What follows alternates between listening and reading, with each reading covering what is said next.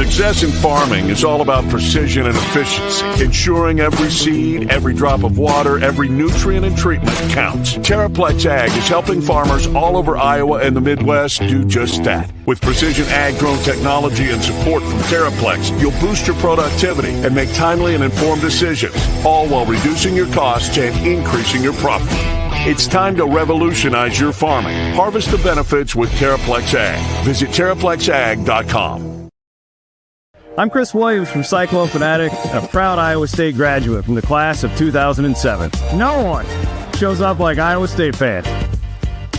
And Cyclones support Cyclones on and off the field. Your gift can provide scholarships to students, fund groundbreaking research. We could even drum up opportunities for the marching band. Visit MoveWhatMatters.com to learn how you can make an impact today.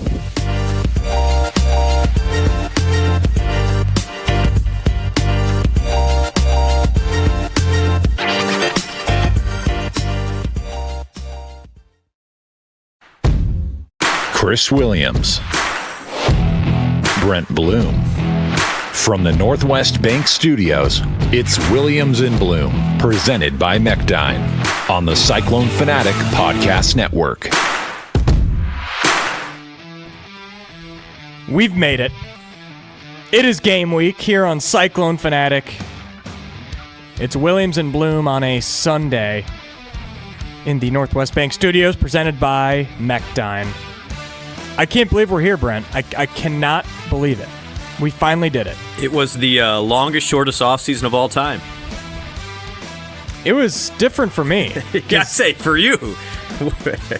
Now you're in it, buddy. We're ready to go.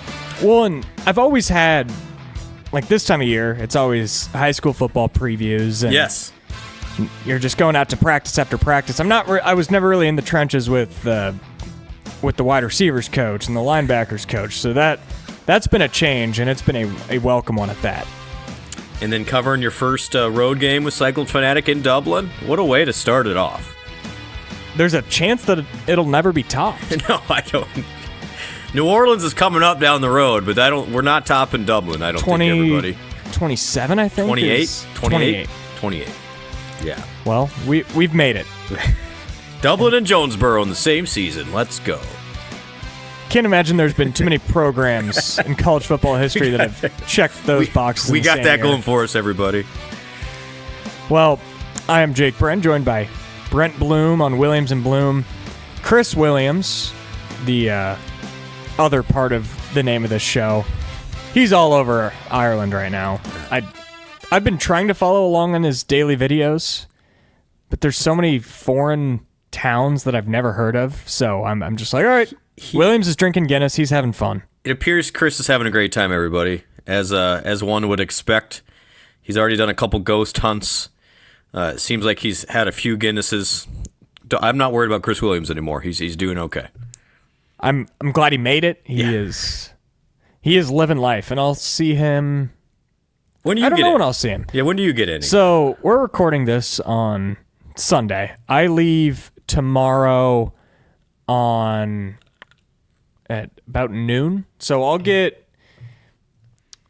to Dublin at 8 a.m. on Tuesday morning. Nice. And gonna stay awake and power through. We are anti-jet lag. We cannot have that happen on this trip. As mentioned on Wednesday, again, I'm not trying to humble brag, but I am with the team on the team plane, and the team leaves from the beautiful Des Moines International Airport on Wednesday evening, straight through, no stops, charter flight all the way to Dublin. Will arrive on Thursday morning, and then I'm really anxious to see what type of workouts they do while there. That's a long flight. Obviously, the hope is, and they've been working on this for literally a year and a half, that the guys will try and get some rest on the flight, although I'm kind of curious to see what the accommodations are really like on that thing, if that's even possible. I'm not a plane sleeper, so I'm a little terrified. I'm also not 6'6", 350 pounds either, so hopefully those guys have a little room to operate. on that 8.5, 9-hour flight over there.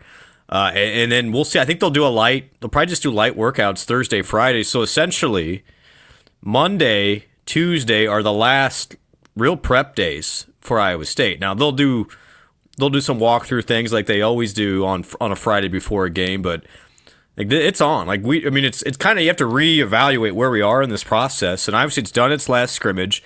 The 2 deep is pretty much done, and now you're just fine tuning everything and getting everybody 100% healthy. And I'll just say this from afar. Last week's been good on the health standpoint. So some guys who've been dinged up got back at it this week, and particularly in that receiver position. So I'm really excited. I think Iowa State's going to be as close to full capacity as full capacity could be. There's a couple guys that are out for the year. Nobody real significant. I'll just say that.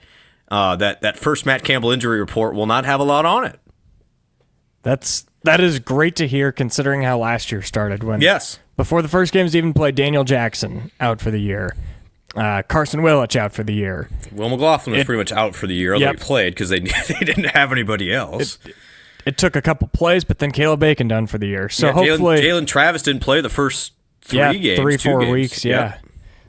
Yeah, to have all of that, knock on wood. Knock on wood every single minute of every single day. For sure. I mean, that's the thing is like, who knows? Do you trip down the stairs on the plane? I don't know. Like, you just get to Dublin. But Iowa State is feeling really, really good about where it's at and had a very productive fall camp and super pumped up for where this season is headed.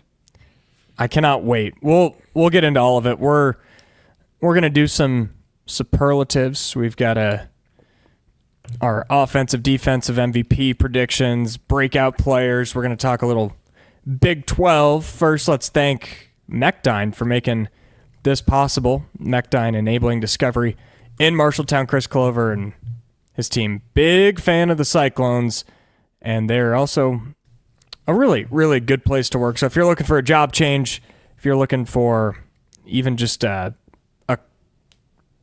a career, but if you're looking to switch what you do, go and give Mechdyne a look. They've been on board with Williams and Blum since the beginning. 5 years now. 5 years ago. Amazing. That's half the Matt Campbell era. It really, really is. And great team. Sure, we'll see some of those folks over in Ireland, and can't say enough about the good work. And if you're looking for something else or just want to learn more about a cool company, check out Mechdyne. Well, before we do talk a ton of football, I went to Victory Day on Thursday. Yes. It was my first time, and it was incredible. It was...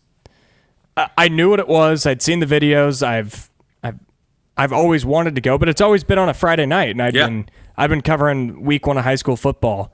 So to actually get to go to this and experience it and see those smiles on all the kids' faces, it was a one-of-a-kind event.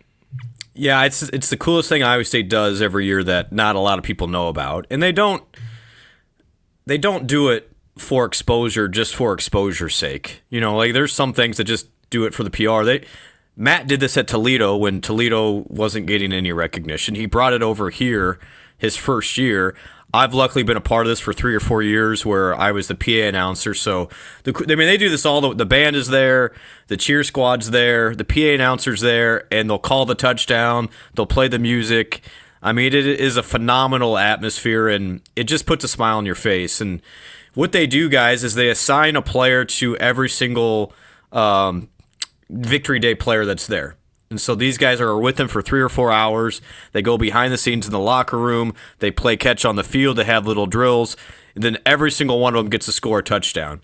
And so they line up, and you can see they dance moves included along the way. And it makes you really appreciate what the real good about college athletics is, and that these players mean more than just, performing on the field. They're superheroes in a lot of ways for so many kids, including those who, likely won't get the chance to do this, at a certain level. And man, it's a special day. It really is. I talked to a few players. I talked to Gabe Burkle, Cooper Ebel, Abu Sama, and what they all said was like this was the most grueling fall camp they could remember, most intense because of all these position battles that are going on and the depth of the roster, and that this night was just an incredible way for them to be able to to take themselves out of that intensity for a few hours. Yeah. And it put it all into perspective that got a massive game on Saturday. Maybe the biggest to open the season in school history. But at the end of the day, it is just a game. And it's a kid's game. It's really, really important for them to see that perspective before they go and get in the trenches for 60 minutes on Saturday. Yeah, and the neat thing is this team in particular does a lot of this stuff that just doesn't get the headlines. I mean, they go out to a ranch every summer and with kids and participate in activities, and they obviously do a lot of nonprofit stuff for We Will, and some of that has changed a little bit, but that's not going to change what some of these guys do. In fact, I got news. And these guys no longer get "quote unquote" compensated, Jake, to do nonprofit appearances. I know it'll be but they were awesome at it, for one. But for the Cyclone, actually, it's I think 3 of the 4 captains even are now the newest YSS ambassadors and names. YSS is Youth and Shelter Services, essentially kids with a lot of disadvantages in life. Those guys, 3 of them, will go there every single week and mentor those kids. Like, they're doing these things because they want to, and because it's good for them too. And if you talk to a Rocco, you say, I enjoy this more than the kids do. So some awesome kids, and that's why when they do well this year, and I really think it's going to be a great year, everybody, you have extra sense of pride, because I know it gets kind of cliche, they're doing it the right way, but there's some outstanding young people on this football roster in all the sports at Iowa State, and I want them to do well because I can see on behind the scenes how good of people they are. And yeah, Victory Day is the emblematic of what it's all about. You know, it's more than just a headline in a paper of look what we did. They actually did it. And for those kids on Victory Day, that's the biggest game of their life in a lot of ways. And so you talk about context and, big game come up at the K-State. For those kids, that's a highlight. So great job. Matt doesn't do it for the headlines, but cannot talk about them enough. And while we're on the topic, I want to make note of this because it's still one of my favorite Iowa State traditions, a lot like Victory Day. Iowa State awarded number 58 I think this weekend. And this story, again, Matt doesn't have to continue this. So this number 58 has been honored in honor of Curtis Bray, who was the defensive line coach on Paul Rhodes' first staff. And Curtis passed away, I think, in 2013 of a heart attack. But ever since that, they've awarded number 58 to a high character and productive defensive lineman. And there's been some great Cyclones to wear this throughout the last 13 years. And Iowa State yesterday picked Tamatoa McDonough as the newest Cyclone to wear number 58. So they had a little ceremony there at practice yesterday. And there we go. Awesome of pulling up the picture. And super meaningful. I think it says a lot about McDonough coming in just this summer and already having this type of impact, which is a huge honor to that guy. But also checking out that picture, McDonough's a big dude, isn't he? He is a big dude. I mean, he's taller than he's 2 inches taller than Matt Campbell. We've talked about Matt's a big dude, so McDonough's going to be an impact guy. This kind of solidifies it for me. Iowa State football would not do this if he was just going to be a role guy in essence. And I think this is a great sign and huge honor for McDonough. But then also kudos to Iowa State for continuing the Coach Bray tradition of giving out number 58 for sure. It's such a cool tradition, and what you said is exactly what my first read was, that, if they're giving this transfer from Yale 58, he's going to be a player. You don't give that to a guy if he's going to get in at once or twice a game for a couple snaps. He's going to be a player, and to talk about his frame a little bit, when I interviewed him, he's built more of like a thin D end, which I think is a good thing. It's hard to find a lot of film of Yale football. It really is. Lie. I've tried, yeah. But he seems more of the finesse, the speed type D end, which honestly has been missing at Iowa State for the past couple of years since Will McDonald left. That's a great point. I mean, they just didn't have that speed rusher off the edge really since Will. Obviously Dom Orange is a different type of player. J.R. Singleton was a different type of player. Even a Joey Peterson wasn't exactly a quick twitch guy. He was solid. And then who's my guy that went to A&M now? I'm already losing Tyler track. Onyedem, who, by the way, probably isn't going to crack the 2 deep there, which is really interesting. But they just haven't had that. And so McDonough Butler, Easy had a great fall, has been awesome. And then some of these young guys are really coming. I think that's going to change potentially as soon as this year. And Chris has mentioned a couple times, I keep hearing it the same, Caleb Bacon is going to spend a lot of time off that edge. And he has been arguably Iowa State's best defensive player in the fall. So look for number 26 now to get a chance to be in that backfield quite a bit. Yeah, that's another cool tradition they have for Jack Whitford. Yeah, for sure. Number 26. And Bacon, unfortunately, didn't get to use it a ton last year, so he'll make good use of it this season. He had a series with it, and again, that's in honor of Iowa State's essentially walk-on that has turned into a major contributor, and that started with Jack Whitford a year ago. But yeah, I just think there's what the national pundits aren't seeing is, and I don't blame them. Like why would you know all these things about Iowa State? A lot of our fans don't even realize Caleb Bacon's back and will play quite a few snaps on the quote-unquote D-line. And it's just, if you look under the hood of Iowa State, you see the numbers, you go, whoa, that team couldn't get to the quarterback and was awful against the run. That is scary. Plus, you lose on Yedem and J.R. Singleton and Peterson, 3-year better on defensive line. Whoa, that is scary. I get it. Like, I understand from afar how that would lead some to say, hey, I can't trust this Iowa State defense. But I think when you kind of get into it and understand the dynamics of this team, and the numbers were reflective less about the D-line, although they weren't great a year ago, more about the lack of linebackers, and that's going to be so much better this year. I think this Iowa State defense is headed back quickly to the top half of the Big 12. I'm excited to see it in action. K-State will obviously be a good test. They're always good up front. They do have a few question marks. We'll talk more in depth on K-State on Wednesday. Today's a bit more of a bigger picture show. So we'll move into a couple of these topics first. I'd like to thank our friends, a few of our sponsors, Northwest Bank. If you haven't left yet, go and convert your money over to euros. You're running out of time if you haven't done it yet. I'm a last-minute guy. I'm doing it on Monday. I'm going to figure it out. I'll figure it out. Yeah, you've got time. I got time. Northwest Bank, they're our studio sponsor now. Thank you to them for sponsoring us. The Ivy College of Business. Just get a business degree. Whether you're a high schooler listening, heading to Iowa State, whether you're at Iowa State right now, you could be post-grad. Pretty much anybody in whatever walk of life that they're on could easily use a business degree. And they've got a new dean as well. Yeah, Raj, my guy Raj Agnihotri. He's the man. Look forward to telling you more about him. We're going to get him on the pod at some point, by the way. Nice. We'll get Raj on. I was talking to a student, so occasionally I'll meet with students just to kind of they a lot of times lean on me and say, hey, I want to work in sports, yada, yada.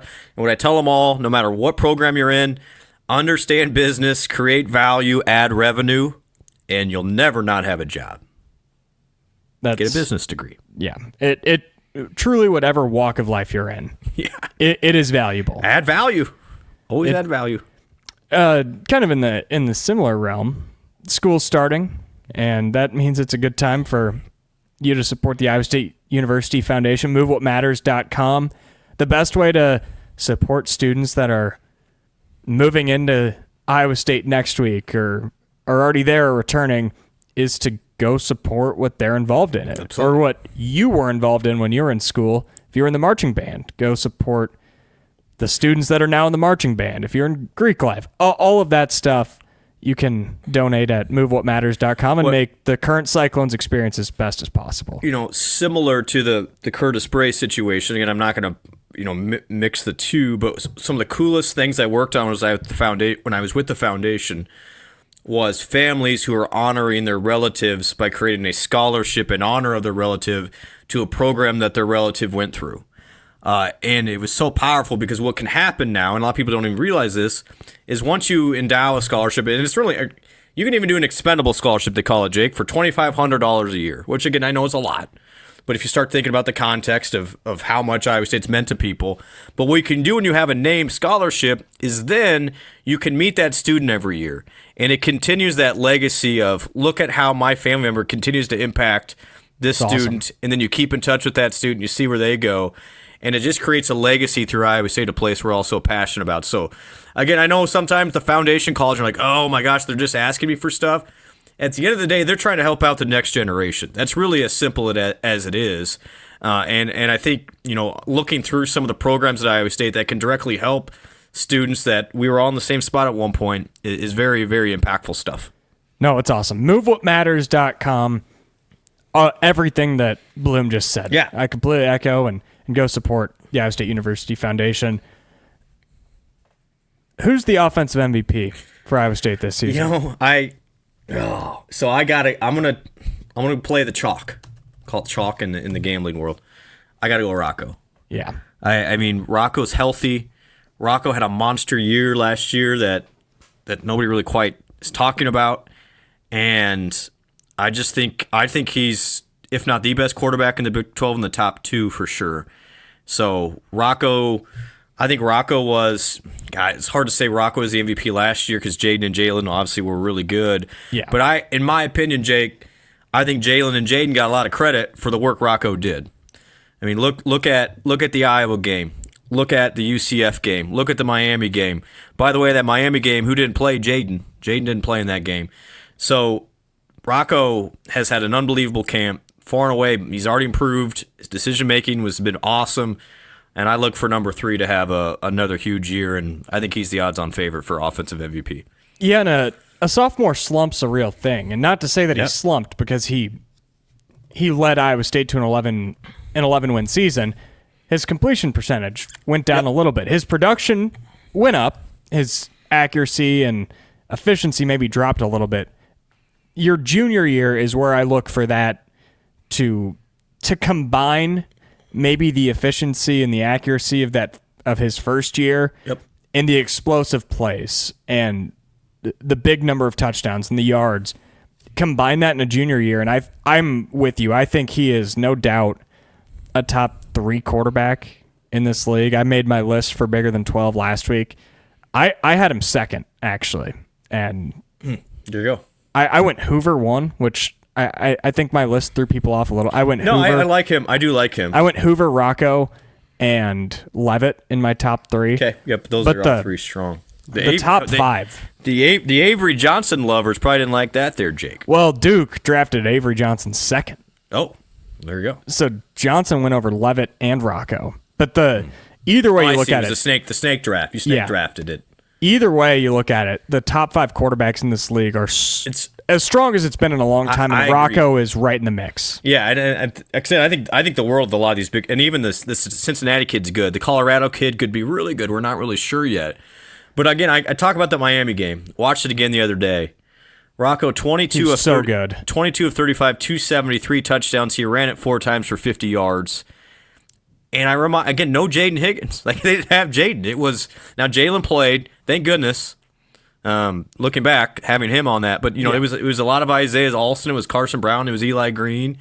It was a lot of Gabe Burkle. So I think Rocco's going to have a great year. Just leave it at that. I think it's Rocco too. And if the team has the success that I think they will, it's because of Rocco Becht. And you assume he's going to get that completion percentage up to 64, 65. Yep. He doesn't. I'd be concerned if it was above 70, because I think that means he's probably not taking a bunch of risks. That would be my question: does he? We've seen this happens with quarterbacks as they get older in a good way. You get so caught up, maybe not the right word, but so dedicated to the film study and being risk averse that you lose some of that. Because there are times he was thrown into some tough windows last year. Yeah. I think the PFF people said he had a lot of high potential interception rate throws that they didn't grade very highly for that exact reason. But it also makes him who he is, and he's a playmaker. So I think you got to live with some of that stuff. I hope it doesn't become where it's check down city a lot of times for Rocco. Exactly. That's where I was a concern. Going. Yeah, I think that's a fair.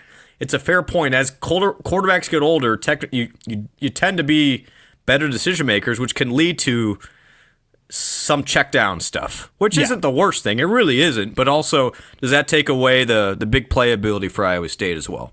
The big playability was, I think, probably the most under talked about strength of Iowa State last year. whenever they needed a play, it felt like they got a big one from Rocco's arm. Yep. And I think Carson Hansen's got a bit of that ability too. When he was healthy, he showed, of course, Abu Sama. That is his best strength is the home run. And then Townsend and Overby have been big play guys. Yeah, I was about to say, what I've seen from the limited videos we've seen of fall camp, there's been a lot of deep balls to Dom Overby. Yeah, and I would say that's that would be the theme of the big play in camp so far has been the Dom Overby deep ball. So I'll go Rocco, and if I want to play devil's advocate, give me Ben Bramer. Yeah, I say so. I'm going to go. So breakout on offense. Let's just roll right into it because you mentioned him. I think Ben Bramer is on his way to having a monster season, just a monster season. He's healthy. There was some good reporting this week about what he dealt with a year ago. The few times I've been up there and I've heard from others who have been up there, he's been arguably the best player on the field. I mean that obviously respectfully to Rocco because I just picked Rocco as the MVP. NFL scouts galore talking about Ben Bramer up there this fall. So look for 18 to have a big year. I can you call it a breakout? I'm not sure, but I'm gonna put him as my breakout player because I think this guy's in for a 50 plus catch, borderline. I mean, I'll say 700-800 yard season, which would be a monster year for a tight end. Then he's looking at potential NFL prospects. Yeah, I don't think there's. I agree. I say this with all due respect, and I hope he stays because I love Ben and he's a great kid. But if he has that type of year that he could have this year, there's no doubt he's already on the NFL. This is what's crazy. He's already on the NFL radars, and he hasn't really done a lot yet. That's how good and talented he is. And I mean, he's a big dude that moves quickly and catches everything. That's a good combo to have. Yeah, that's what you want. Yeah. I'll go with probably the more true breakout, and it's a name that I would guess 70% of the general fan base, not the sickos that are listening now, have heard about Dom Overby. Yeah. I put out my 2D prediction yesterday. I think Overby is going to start. I think he's going to be that third receiver, and he's a guy that I know was a big recruiting win when they got him late in the class of 24 cycle. Track star. From everything that I've seen out of these practice videos and everything I've heard the staff and the players say, I think Overby is going to be a really good player that emerges as one of those top wide receiver targets. Yep. He's the sicko special. You've heard about him on this podcast, but most people could not pick him out of a lineup right now. And number 11 is going to potentially get known pretty quickly here. Yeah, I'm excited to see him. And it's a question that every national pundit, when they look at Iowa State, is going to ask. It's not only who replaces Jaden and Jalen as the top two, but if you don't have the strongest top two in the country, who's your third? And I think Overby has a really, really strong case to emerge as that third, or maybe even the first or second guy. Yeah, we haven't seen Sowell and Townsend yet on the field, so it could be anybody. Yeah, Sowell and Townsend, they're known. They've done it. They've played at this level. Overby's got more question marks from a body of work standpoint, but upside, right there with both those guys. And he's been awesome. Everything you're hearing is true. It's just a matter of when the lights come on in the game, will he perform that same way? He's a 6'5" guy, Jake, that ran like a 10.7 100. I mean, the skills are off the charts for him, and you all will be glad he's a Cyclone by the end of the year. So on defense, I think this is fascinating because you could pick, of the 4 position group areas on the defense, I think all 4 have an equal or close to equal case to be MVP. The top guy on those units between Orange, I know where you're going. Bacon, John Tez, and Jeremiah Cooper. Who are you picking as your defensive MVP? I think I lean on most irreplaceable when I start talking about MVP. Maybe not most productive from a number standpoint. I think they're two different conversations. Dom Orange is the most valuable piece on that defense, just because you just don't have another like him. Not many people do. He's slimmed down. He looks great. He's in shape. He's healthy. And the goal is to play him. You know, there are times he was a young guy. He was only playing 25% of the snaps. I mean, goal is to get him 60, 70% of the snaps this year and he's ready for it. So Dom Orange is the most important piece of this defense, and I'm 100% bought in on that. I'll go with Jontez Williams from. Yeah, I'm good with that too. From a similar thought process that there's no player on the field that tilts the field quite like him. Quarterbacks, we're going to see it, are not going to test Jontez. If you've seen, of course, his raw stats last year, 5 interceptions. He iced out, I think, 3 or 4 straight games with an interception in the fourth quarter. That's right. But then the advanced stats are even crazier. Yeah, he has all the metrics, and again, another great camp.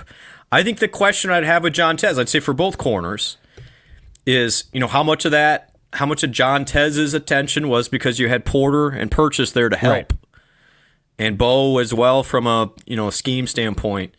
Now I think Jontez is great. This is a new challenge. You go from being a role player entering the last year to now you're the guy. Yep. And everybody thinks you're the guy. So he's another one. If he has a big year, he could be a potential NFL guy. So there's absolutely, just like, and again, I just like for Jeremiah Cooper a year ago, similar expectations on Jeremiah entering last year, and by his own account, had a disappointing season. I think that's something to watch for Jontez is how do you handle it? And he's a great kid. Like, I'm not worried about it. It's just a different level of expectation. It's also why I'm putting Jeremiah Cooper as my breakout. Oh, off the top rope. This guy has dedicated since January a new level of focus to being the best in the Big 12. And he's been great. He's going to probably play a couple different positions this year. He's always been a ball hawk, and he's another player that, again, will be a high upside player on this defense. And I know that's kind of cheating for breakout. I'll give you one more. I'll say Zamir Hawk. Doesn't get talked about enough. Yeah. I think Zamir's going to be really good, and he's going to make a lot of plays in the backfield. He did make a lot of... He was one of those guys last year where every time he was on the field, it felt like he popped. I agree. And why aren't we getting more of Hawk? Yeah. And I think that's what the staff has talked about a lot this year, whether it was Hawk or Ike Ezeagu. Yep. There's a lot of... not regret from the staff, but there's a lot of, that guy probably should have played more. And I think Hawk is one of those guys. I almost said Ezeagu, too. Another player that's been huge growth this fall. Huge. I need to go find my cowboy hat and pick a name out of the linebackers. But no kidding. For the linebackers, is Cale Brazina, is that okay? Yeah, I think so. He didn't play a lot. He had his breakout in Kinnick Stadium. Yeah, first game of his life. I think he's going to be the breakout player, and he might not even start. And that shows the depth of the linebacker room. But I think of the 7 to 8 guys in that room that I think we'll see pretty consistently, I think Brazina has the potential to go from, okay, he's a player, to, wow, he's a player. Yep. And, of course, Bacon is the man in that room. And Bacon this year, but he's got a chance to put together an all Big 12 season. I think Brazina is the type of guy that could emerge where you build that room, where you almost build the defense around him going forward. And I expect that type of year out of Brazina. Yep. And we haven't even mentioned Marcus Neal, who is going to have a great year. So it's man, a fun... I should have. I kind of want to change my answer now. I kind of want to go Kaijon Cummings or Coleman. Kaijon. Well, okay, this is a Kaijon podcast, everybody. I don't know how many takeaways you can have from Victory Day, but I was just watching him interact with teammates and some of the camp. He feels like one of those safeties that is maybe a little too reckless in a good way. I don't know. I don't know how to say that in a way that makes sense. But he just looks like the type of guy that you want in that Aisheem Young, in that Bo Freeler, that role where you've just got to have a little bit of a bulldog mentality. And I just saw that when he was not in helmet, not in pads, with kids, just running around with kids. He is around the ball all the time. It's crazy. You go to practice, there's Kaijon again. Like, he's just around the ball. So, like that, I just think this defense is going to be much better. Super pumped up. Because you're right. Every single layer has somebody. I'm like, man, that could be them. And that's exciting. And it also gives you good depth then, Jake. Yeah. Like, they're going to move a lot of people around, even in the game one. So I think the only stalwarts really that's going to just be steadies there are Dom, Orange in the middle, John Tez as a corner, and probably Cooper. At one. Everybody else I think is going to be moved around. I say that in a weird way, but I think it's a good thing actually. Especially when the linebackers like Bacon, they're probably going to have him start at the mic at the middle, but he had his best year in 2023 when he was on the edge. Yep. So you can mix and match those linebackers, and I'm really excited to see how Haycock and Colby Cratch handle that. For sure. They're gonna, and hopefully when you have those numbers and you got guys that know what they're doing, it allows you to get a little more exotic, on the blitz package stuff too, and that's when Haycock's been at his best. All right, well, we've got a few more sponsors to thank, and then we're going to close with some Big 12 tiers. I'm excited for this. Yeah.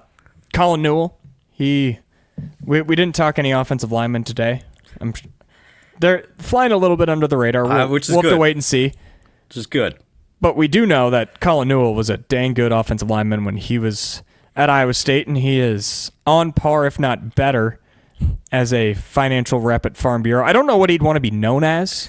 Now that he's probably in his job, he'd probably want to be known as a more reliable agent for Farm Bureau Financial Services, but he was a freaking awesome center. I met with somebody one of my great friends, and I got to know him actually through social media. Social media can be a good thing. My guy Jared sent me a note this week that he switched to Colin this week because of the podcast. So thank you, Jared. And Colin, if Colin would not be getting all these people to sign up with him if he wasn't doing his job. So he's there. His coordinator Maggie, I've been working with quite a bit on. We got a new vehicle recently. She's been awesome. So you guys, you can't go wrong. At the very least, he'll get you a quote. If you don't like the quote, you don't have to use it, but he'll get you a quote, and I bet it's going to be better than what you have. Awesome. Go email Colin. That is 1L and Colin.Newell, 2 L's in Newell at fbfs.com. I'd also like to thank Kelderman Manufacturing. Kelderman is, he's one of a kind. You mentioned your friend getting a new car. Tell her to go down to Kelderman and have him do whatever he wants to that car. Yeah, good. Soup it up, baby. Let's go. Kelderman, he can do anything from work on a car to signage. He is a very valuable asset to the Iowa community. And if you're flying to Dublin, download some of those YouTube videos that Kelderman's got. It'll keep you entertained for a while in the air. Yeah, he drives the Joe Dirt car. Yeah. I don't even want to know how much he spent on that car. Finally, Andrew Chaplin, real estate, definitely specialized in the Ames, Ankeny area, but he can help you out anywhere. Yeah, he has one for sale in Bondurant right now. Jake, you want to join the Bondurant club? He's got one for sale. I'm tempted. Who wants to be my neighbor, everybody? Chappie's got a Bondurant home right now. He literally posted like 2 days ago. Hit up Andrew Chaplin for all of your real estate needs. Living in Bondurant sounds fun, but I worry. Williams is always looking for a babysitter. Always. That's a fact. And if I'm close, he knows that I'm a single guy. Yeah. Probably got nothing going on other than watching Big 12 football highlights. Buddy, that's advanced thinking on your end. That's a great read.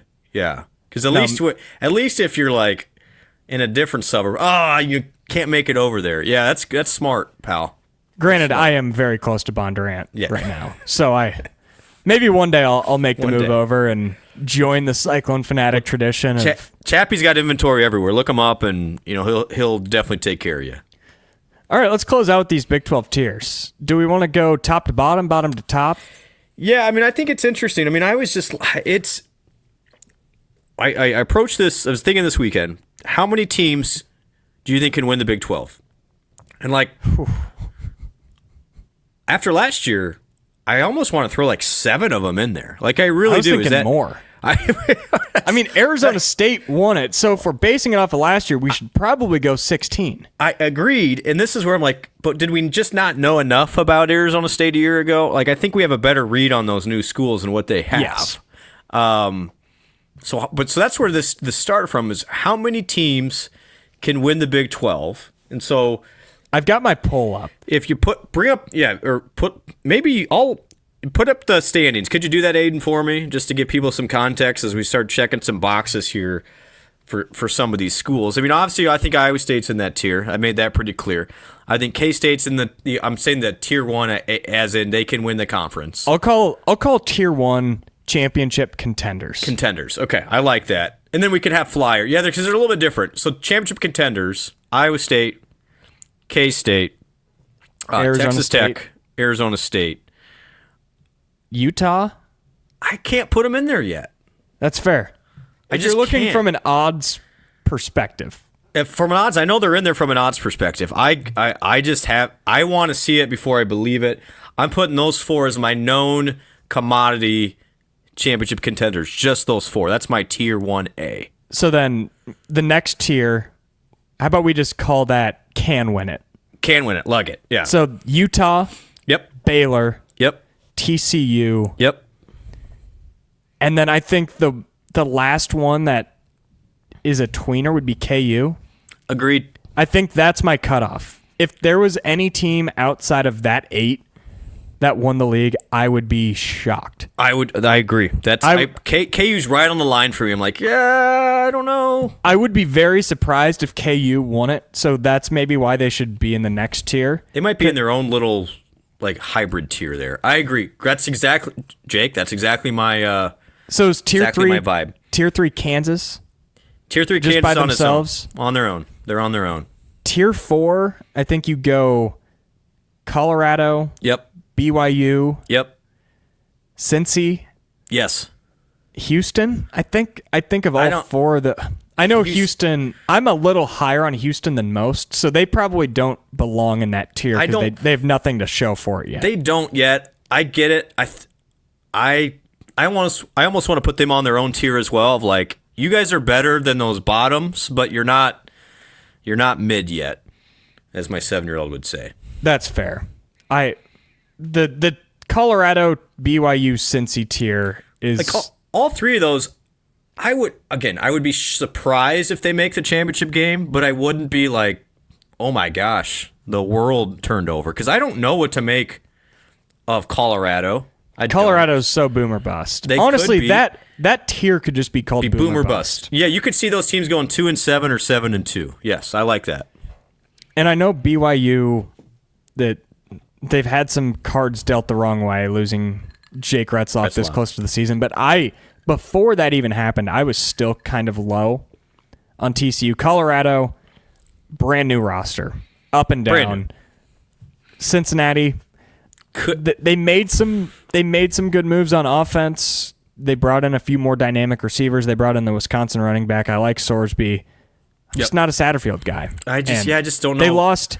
Get this, Bloom. They lost all 5 starters from their secondary from last year, and that's been the strength of their program for a long time. And they replaced a couple guys, but I still expect Cincy to not take a step up this year. They might not take a step back from 5-7, but I don't expect them being much better than 6-6, somewhere in that range. Yeah, that's a good read on them. I just want to remind people for BYU. BYU had the best defense in the league last year, and they returned most of it. So I know they're not real attractive from an offensive standpoint, but they're going to be in a lot of those. They beat SMU too. Like, they're going to be in a lot of these 24-20 type games, and who knows. So that's tier 4. Yeah. Tier 5 would be Houston. Yeah. By themselves? I think so. I think that's fair. Yeah. And then the next tier would be new coach / Gundy, probably. Gundy / whatever Arizona's got working. Oh, yeah. And Brent Brennan. So I was that's reading. West Virginia. Yeah, West Virginia. Okie UCF. State, Arizona, UCF would be the final tier. The final. I think we did pretty good on that. I think the people will agree. Arizona's interesting to me. I was reading the Wichita Eagle this weekend, just some light reading to prepare for K-State. I think Kellis Robinette does a great job. And his predictions for K-State, he had them losing down there in that but it's a non-conference game. I mean, that thing's going to throw everybody off again. I was talking with my brothers this weekend, like, so what Big 12 game doesn't count? I'm like, what do you mean? I'm like, oh yeah, that Arizona K-State game, that doesn't count. And I think Baylor plays Utah. Do they play them again? And I don't I don't think it's a conference game. Okay. I could be wrong. Because I don't want to make this clear, because I had one of my really good friends and listeners, my guy Dave, reached out. I was like, hey, I thought that K-State Iowa State game was a non-conference game. No. This one is a conference game. Yeah. Straight up counts towards the conference record. I can't believe he had him losing to Arizona. I know. I am so low on Arizona. They've got 11 new offensive linemen. They got a couple receivers to try and replace McMillan, but they had the best receiver in the country last year, you could argue, and they did nothing with him. No. I'm not a Brent Brennan guy. I think this is it for him. Well, and did they make any changes on the defensive side? They were just, defensive coordinator-wise, I don't think they were very good there either. I'd have to pull up. They were our first season outlook we did on Bigger Than 12 a couple months ago. But yeah, so the team that I expect, if you had to pick one team out of that bottom tier to emerge, I have an easy one. I think it's West Virginia. I actually picked West Virginia to finish 10th in the preseason poll. Their quarterback is a question. Nico Markiel, he started a couple games last year. He's back. Yep. But I think Jaheim White has the potential to be the best. He's good. He is the best back in the conference. He was a preseason All Big 12 first team guy, and we've seen the blueprint with Group of 5 coaches bringing a lot of their roster up. We saw it with Indiana last year. I'm not saying West Virginia is going to be the Indiana this year when Kurt Cignetti brought all of his guys from JMU, but Rich Rod brought a lot of players from Jacksonville State they were to plug and play. Yeah. And honestly, West Virginia, even under Neil Brown, recruited very well. They always recruited pretty well. So I think a lot of times with him, it wasn't necessarily a talent standpoint. He kept producing NFL guys at West Virginia. They just never put it all together. Breaking news from the chat. Aiden says Utah-Baylor is indeed a conference game. Oh, it is. Okay. But just added confusion.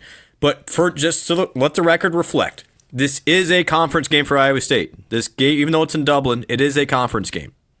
It's the biggest game of the year. It's like the Daytona 500. We're leading off the biggest game of the year. Or golf. The Masters. Yeah, the Masters. It's not the first tournament of the year, but it feels like it. The casual fan, it's the first tournament of the year. Yeah, it's going to be a fun league, though. I think from an interest level standpoint, the Big 12 is super entertaining. And I think as long as this conference can lean on that and try not to get hosed by the ESPN Fox monopolies, I think everyone's going to be pretty entertained here. If we weren't already at the 47-minute mark, I would get on a soapbox about the Big 12 or the Big 10 wanting the playoff to expand to 28 teams. I can't do it today. Maybe we'll save it for Wednesday. Yeah, maybe. Or the FPI. See, the FPI came out. Yeah. And then magically Clemson and Miami dropped like 6 spots in a month, despite nothing changing. It's garbage. Absolute garbage. I'm glad for Victory Day and games in Dublin, because some of the other stuff in college football right now makes you want to hit your head on the table. Up. Yeah. Well, if you are traveling to Ireland between now and Wednesday, we wish you the safest travels, some mildly cold Guinness, and more importantly, just safe travels. We'll be back Wednesday. We're going to do a deep dive into the Kansas State Wildcats. Thanks for supporting Williams and Blum here in the Northwest Bank Studios.